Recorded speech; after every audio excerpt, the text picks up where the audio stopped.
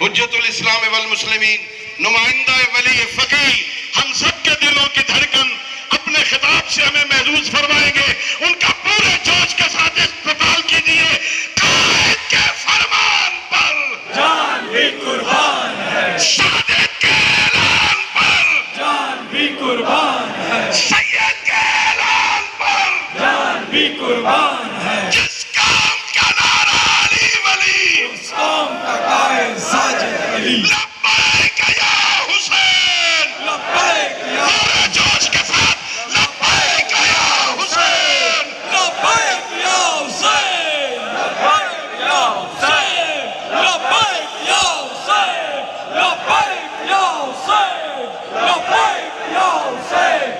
قائد ساجد قدم بڑھاؤ، تمہارے ساتھ ہیں. قائد ساجد قدم بڑھاؤ، ہم تمہارے ساتھ ہیں. قائد ساجد قدم بڑھاؤ، ہم تمہارے ساتھ ہیں. قائد کے فرمان پر جان بھی قربان ہے، ساجد کے اعلان پر جان بھی قربان ہے، سید کے فرمان پر جان بھی قربان. تشریف رکھیے. مل کے علماء کرام قائد محترم کی صحت و سلامتی کے لیے، علماء کرام کی صحت و سلامتی کے لیے، تمام حاضرین بانیان مجالس کی صحت و سلامتی کے لیے مل کے بآواز بلند صلوات. اللہم صلی علی محمد اعوذ باللہ من الشیطان الرجیم. بسم اللہ الرحمن الرحیم. الحمدللہ رب العالمین والصلاة والسلام علی سید الانبیاء والمرسلین ابی القاسم محمد. مدرسہ سے مشرف ہونے کے بعد اس پروگرام میں شرکت کا موقع ملا اور آپ برادران ایمانی کا، علماء کرام کا، بزرگان کا نزدیک سے دیدار ہوا. حجت الاسلام والمسلمین علامہ شیخ محسن علی نجفی حفظہ اللہ و حضرت آیت اللہ حافظ سید ریاض حسین نجفی حفظہ اللہ کی سرپرستی میں عزاداری کمیٹی نے جو پروگرام کیا، جس میں علماء کرام، بانیان مجالس، مومنین اور ہر جگہ سے نمائندگان یہاں حاضر ہوئے، یہ ایک مستحسن اقدام ہے. میں اس کی قدردانی کرتا ہوں اور ان تمام حضرات کی حوصلہ افزائی کرتا ہوں. لبیک یا حسین، لبیک یا حسین، لبیک یا حسین، لبیک یا حسین.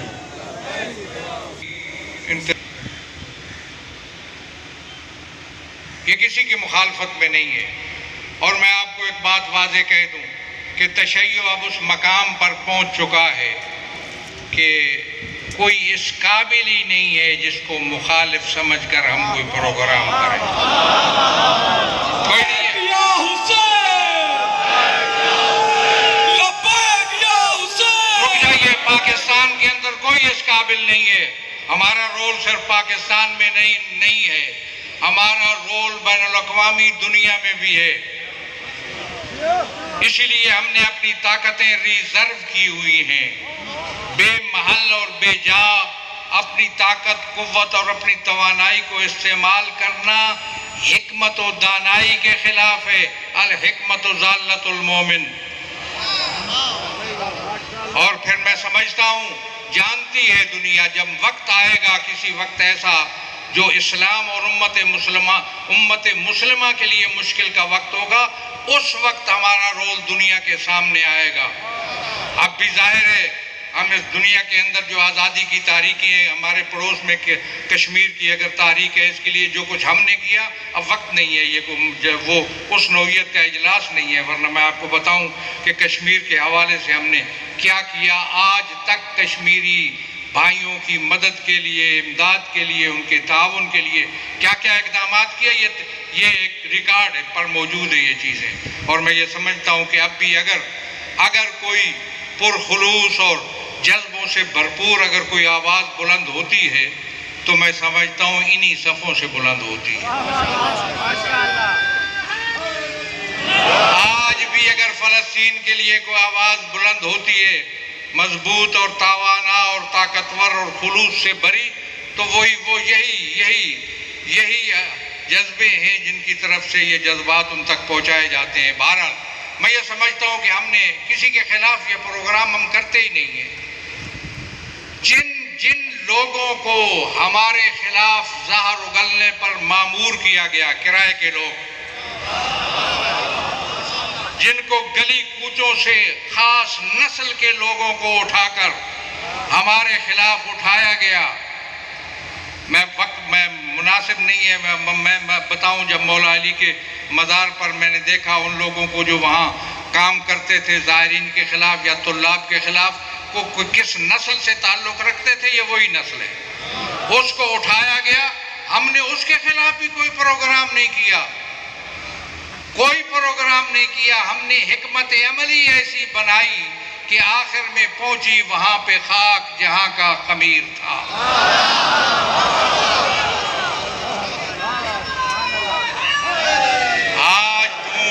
آج ڈھونڈ انہیں چراغے رخ زیبا لے کر تمہیں کہیں نہیں نظر آئیں گے، اور انشاءاللہ آئندہ کسی کو جرأت اور ہمت بھی نہیں ہوگی۔ جو اقدامات ہم نے کیے، میں کہہ چکا ہوں کہ ایسے اقدامات کیے ہیں تشیع کے حوالے سے کہ جاؤ پارلیمنٹ کے اندر چکر لگا کے کوئی سوراخ دیکھو جہاں تشیع کے خلاف سازش کا کوئی پرزہ پھینکا جا سکتا ہو، ایسا سوراخ بھی نہیں ملے گا۔ ساجد قدم بڑھاؤ، ہم تمہارے ساتھ۔ میں سیاسی حالات پہ تبصرہ نہیں کرتا، مختلف برانڈ کی اسمبلیاں آپ کو دیکھنے میں آئیں گی، مختلف برانڈ کی سیاست بھی دیکھنے میں آپ کو آئے گی، لیکن آپ جائیے، اب کسی کو جرأت اور ہمت نہیں ہوگی کہ تشیع کے خلاف کوئی منفی اقدام جس سے تشیع کے مقام اور حیثیت میں فرق آئے۔ تشیع اب ایک مقام پر پہنچ چکا، اس کو اس قسم کے کوئی بعض لوگ کہتے ہیں یہ بعض لوگوں نے غلط قسم کی رپورٹیں بعض جگہوں پر پہنچائیں کہ تشیع کے اندر شاید گروہ بن جائیں گے یا فرقے ایک وحدت ہے دنیا کے اندر، جو تشیع ایک وحدت ہے، پاکستان کے اندر بھی تشیع ایک وحدت ہے۔ اگر چند نادان لوگ، چند جاہل لوگ اگر کوئی راستہ اختیار کریں، اس سے تشیع پر ذرہ بھر فرق نہیں پڑتا۔ دنیا کی بڑی بڑی قوتوں نے، بڑی بڑی طاقتوں نے بڑا سرمایہ لگا کر پاکستان کے اندر تشیع کو کمزور کرنے کی کوشش کی، خود ذلیل ہوئے، تشیع سربلند اور سرفراز موجود ہے۔ لبیک یا حسین، لبیک یا حسین۔ لہذا یہ رہنمائی کے لیے نمائندہ اجتماع ہے، جہاں آپ نے قراردادیں سب میں نمائندہ اجتماع لکھو، اس لیے کہ نمائندہ اجتماع ہے، پاکستان بھر کی آواز جائے گی حکمران کی حکمرانی تھا ان کے اداروں تک۔ دو پہلو ہیں آزاداری کے، بہت سی مقررین نے، خطباء نے، بزرگوں نے جو خطاب فرمائے، میں اس میں اضافہ نہیں کرنا چاہتا، وہ بڑی قیمتی باتیں ہیں، آپ کو بہت کچھ ملا ہے، کچھ لے کے جائیے اور اپنے لیے سرمایہ بنائیے، علمی سرمایہ، فکری سرمایہ، عملی سرمایہ ملا۔ میں دو پہلو ہیں، ایک تو عزاداری سید الشہداء کے جو اہداف و مقاصد ہیں، عزاداری سید الشہداء کا جو انداز ہے، اہداف و مقاصد وہی ہیں وہ جو جن ہستیوں کی عزاداری ہم منا رہے ہیں ان کے جو اہداف و مقاصد تھے، عزاداری سید الشہداء کے اہداف و مقاصد بھی وہی ہونے چاہیے، اور یہ بڑا واضح ہو چکا۔ اگر ٹائم ہوتا تو اس میں مزید میں بات کرتا، اور میں یہ سمجھتا ہوں کہ صرف اس اجتماع تک یا ان کانفرنسوں تک ہمیں منحصر نہیں رہنا چاہیے، بلکہ اس پیغام کو ہمیں وسیع تر پھیلانا چاہیے۔ عام آدمی، بیچارہ انسان، جس تک کسی مبلغ کی، کسی سچ بولنے والے کی، کسی حقائق سے آگاہ کرنے والے کی، علم سے روشناس کرنے والے کی، عزاداری کے اہداف بتانے والے تک اس کی رسائی نہیں ہے۔ انتظام کیجئے کہ اس تک رسائی ہو لوگوں کی، اور یہ پیغام اس تک پہنچے، اس پہ گلہ نہ کیجئے، اور اگر اس کو کچھ گمراہ کرنے والے گمراہ کر رہے ہیں تو اس سے گمراہی سے بچانے کے لیے ہمیں انتظامات کرنے چاہیے، ہمیں اپنے دائرے کو وسیع کرنا چاہیے اور ان لوگوں تک پہنچنا چاہیے جن کے پاس وسائل نہیں ہیں، جو کمزور ہیں، جس کے پاس اتنی ہمت نہیں ہے کہ وہ کسی عالم کو بلا سکے یا ان تک پہنچ سکے یا ان سے معلومات لے سکے یا حاصل کر سکے، ہمیں ان تک پہنچنا چاہیے اور اس کا انتظام میں سمجھتا ہوں دائرہ تبلیغ کو ہمیں وسیع کرنے کی ضرورت ہے۔ اس کے بعد دوسرا پہلے عزاداری سید الشہداء کی وہ رسمیں، جیسے یہاں بات ہو رہی تھی کہ پاکستان کے بنانے میں ہمارا کردار ہے، میں نے چھوڑ دی یہ بات، مجھے یہ بتانے کی کوئی ضرورت نہیں ہے، یہ ایک ایسی حقیقت ہے جس کو دہرانے کی ضرورت نہیں ہے۔ اگر یہ کرنا ہے تو بتاؤ کس مرحلے پہ ہمارا رول پاکستان میں نہیں ہے، پاکستان کے بنانے میں، پاکستان کو چلانے میں، پاکستان کو بچانے میں کون سا مرحلہ ہے جو ہمارا رول نہیں ہے؟ پاکستان کے میں تاریخ بتانا کھڑے ہو جاؤں تو پاکستان بنانے میں کن کا کردار تھا، میں کبھی یہ بتاؤں گا آپ کو، تفصیلی بتاؤں گا۔ پاکستان کو چلانے میں جس کا کردار تھا اس کی میں آپ کو تفصیلی بتاؤں گا۔ جب خزانہ خالی تھا تو اس خزانے کو بھرا کس نے اور پاکستان چلا کیسے، میں اس لسٹ بتاؤں گا۔ اور آخری وہ شخصیت جو ہماری طرف سے جو ممبر تھے اسمبلی کے، گلگت بلتستان اسمبلی کے بریگیڈیئر میر واجد علی، شوکت علی، والی نگر جو ریٹائر تھے اور اب ان کی جو ہے ان کو اعزاز پروٹوکول بھی تھا اور سب کچھ ہے، وہ آخری تھے جنہوں نے مجھے بات بتائی، وہ الگ موضوع ہے۔ میں سمجھتا ہوں کہ پاکستان میں ہم بنایا ہے یا چلایا ہے یا بچایا ہے، اس سے ہٹ کر میں پاکستان کا شہری ہوں، پاکستان ایک آئین کے تحت چل رہا ہے، پاکستان ایک قانون کے ساتھ چل رہا ہے، پاکستان کا آئین اور قانون، پاکستان کی عدالتیں سب کورٹ سے لے کر سپریم کورٹ تک مجھے یہ حق دیتی ہیں کہ میں جب چاہوں جہاں چاہوں عزاداری بنا سکتا ہوں، مجھے کوئی قوت روک نہیں سکتی۔ پچھلی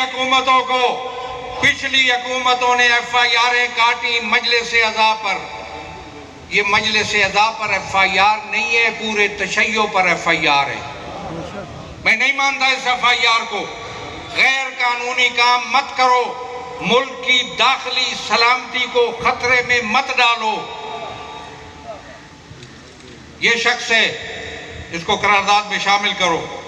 یہ جو ضلع ٹوبہ ٹیک سنگھ کے چک فلا میں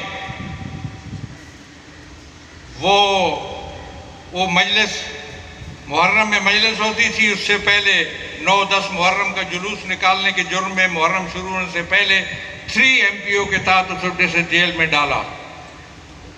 میں مذمت کرتا ہوں، میں مطالبہ کرتا ہوں اس افسر کو سبکدوش کیا جائے، ہٹا دیا جائے اپنے مقام سے اور اس شخص کو آزاد کیا جائے۔ ذمہ داری ہے۔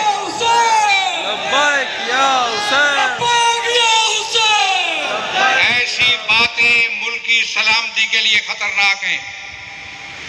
آج اس دور میں کرتے ہو جبکہ کشمیر کی یہ صورتحال ہے۔ میں مجبور ہوں ایک بات، تم کہتے ہو کہ مودی تناسب آبادی خراب کرنے کے لیے، مسلمانوں کی آبادی کم کرنے کے لیے بھارت میں کرفیو لگا دیا ہے اس نے، تاکہ دوسرے لوگوں کو آباد کر کے مسلمانوں کی آبادی کے برابر کیا جائے۔ تو پھر ہوشیار رہو، ایسے کام تم بھی نہ کیا کرو۔ میں نے تمہیں متوجہ کیا تھا کہ بحرین میں شیعہ آبادی کے تناسب کو خراب کرنے کے لیے تم نے یہاں سے آدمی بھیجے جن کو میں جانتا ہوں، میں سرکاری ریکارڈ کو جانتا ہوں۔ مت کیا کرو ایسے کام۔ ہم لعنت بھیجتے ہیں مودی پر اور ہم کشمیریوں کے ساتھ ہیں۔ وہاں درست تھا، میں نے حکمرانوں کے منہ پر اس وقت کہا تھا، اور پھر وہاں جب آپ قاتل بھیج رہے تھے تو میں نے روکا تھا کہ یہ عادت نہ ڈالو لوگوں کو کہ قاتلوں کو بھرتی کر کے اپنے کام درست کروائیں۔ ہم نے اس کے ملک کے اندر کبھی ایسا کام جو خلاف قانون ہو کبھی نہیں کیا۔ اور عزاداری کے اندر بھی آج تک کوئی خلاف قانون کام نہیں کیا، لیکن خلاف قانون کبھی کسی پابندی کو قبول کرنے کے لیے تیار نہیں ہے۔ اگر موجودہ حکومت وہی رویہ اپنائے گی جو گزشتگان نے اپنایا، کچھ لوگوں کو شاید غلط فہمی تھی، پر مجھے تو پیغام آتے رہے، خبریں آتی رہی کہ یہ حکومت جو ہے بڑے اقدام کرنے والی ہے۔ ایک تو کوئی چیز نشر ہوئی جس میں ہمارا حوالہ بھی دیا گیا تھا اس کسی حکومت کے بارے میں، میرے بارے میں نہیں تھا، حوالہ ویسے دیا گیا کہ وہ پابندیاں اٹھانے والے ہیں۔ یہ کیا ہے؟ اور یہ اس قسم کے جو سلسلے ہیں، اگر وہی پچھلی حکومتوں کو ہم نے کہا تھا، یاد رکھو میں نے کہا تھا یہ دھرنے، یہ ریلیاں، یہ تمام چیزیں جو تمہارے خلاف ہوئی یہ ختم ہو جائیں گی، اور جب ہماری طرف سے اگر کوئی اقدام شروع ہوا تو اس وقت تک ختم نہیں ہوگا جب تک مقصد حاصل نہیں ہوگا۔ اور اس کے لیے میں آج اعلان کرتا ہوں، میں محرم سے پہلے تقریر نہیں کرنا چاہتا تھا، میں موقع دینا چاہتا ہوں کہ ہم پرامن ہیں۔ میں نے کافی مدت سے پروگرام چھوڑے تاکہ فضا بہتر رہے، آرام رہے، کیونکہ یہ ایسا پروگرام تھا جس میں ممکن نہیں تھا کہ میں شرکت نہ کروں۔ اس لیے میں پیغام دے رہا ہوں، اس محرم کو پرامن بنانے میں ہم اپنا رول ادا کریں گے، لیکن ایسی پابندی جو آئین و قانون کے خلاف ہے اس کو قبول نہیں کریں گے۔ اگر کوئی ایسا اقدام ہوا تو پھر بھول جائیے ان دھرنوں کو جو کئی سو دن ہوئے، ان ریلیوں کو اور ان میلے اور ٹھیلوں کو بھول جائیے۔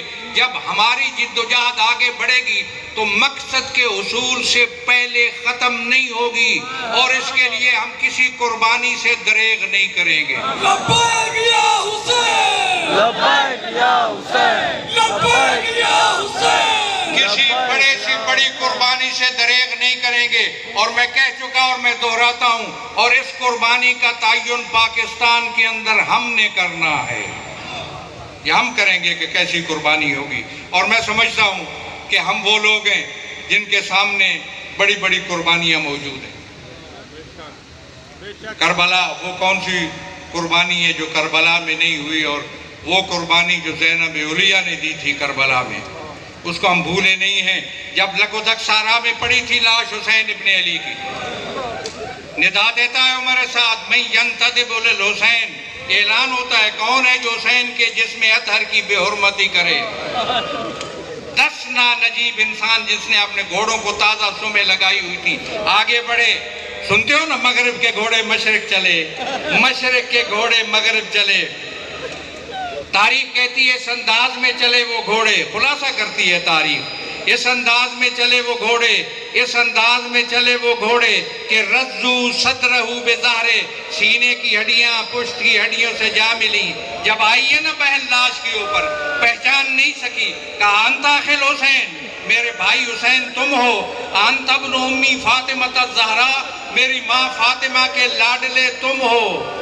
اٹھایا بھائی کی لاش کو، رخ کیا آسمان کی طرف، توحید شناس باپ کی توحید شناس بیٹی نے کہا اللہم تقبل منا ھذا القربان، ہم اہل بیت کی یہ قربانی قبول فرما۔ اللہ